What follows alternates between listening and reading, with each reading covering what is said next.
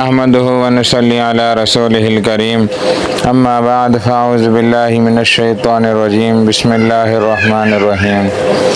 معزز سامعین، آج ہم آپ کو بتاتے ہیں حضرت خالد بن ولید رضی اللہ تعالی عنہ نے عیسائیوں کے ایک قلعے کو بغیر جنگ لڑے کیسے فتح کیا تھا۔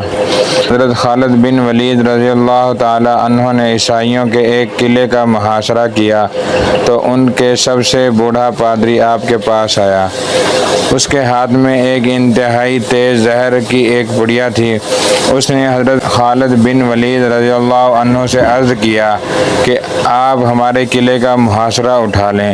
اگر تم نے دوسرے قلعے فتح کر لیے تو اس قلعے کا قبضہ ہم بغیر لڑائی تم کو دے دیں گے۔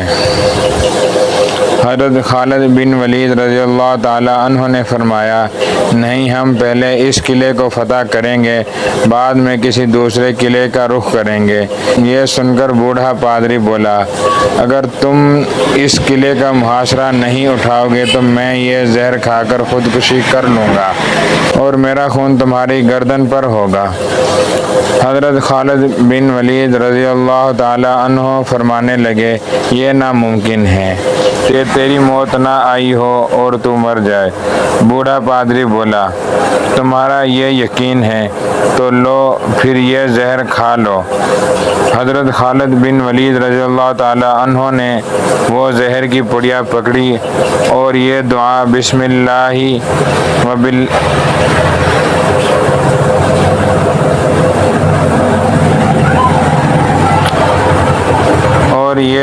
پڑھی، بسم اللہ وباللہ رب الارض ورب السماء الذی لا یضر مع اسمہ۔ دعا پڑھ کر وہ زہر پھینک لیا اور اوپر سے پانی پی لیا۔ بوڑھے پادری کو مکمل یقین تھا یہ چند لمحوں میں موت کی وادی میں پہنچ جائیں گے، مگر وہ یہ دیکھ کر حیران رہ گیا۔ چند منٹ آپ کے بدن پر پسینہ آیا، اس کے علاوہ کچھ بھی نہ ہوا۔ حضرت خالد بن ولید رضی اللہ تعالی عنہ نے پادری سے مخاطب ہو کر فرمایا، دیکھا، اگر موت نہ آئی ہو تو زہر کچھ نہیں بگاڑتا۔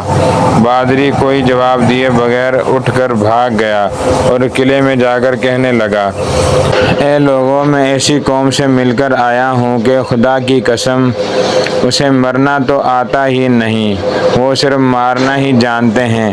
جتنا زہر ان کے ایک آدمی نے کھا لیا، اگر اتنا ہی پانی میں ملا کر ہم تمام اہل قلعے کو کھلاتے تو یقیناً مر جاتے، مگر اس آدمی کا مرنا تو درکنار، وہ بے ہوش بھی نہیں ہوا۔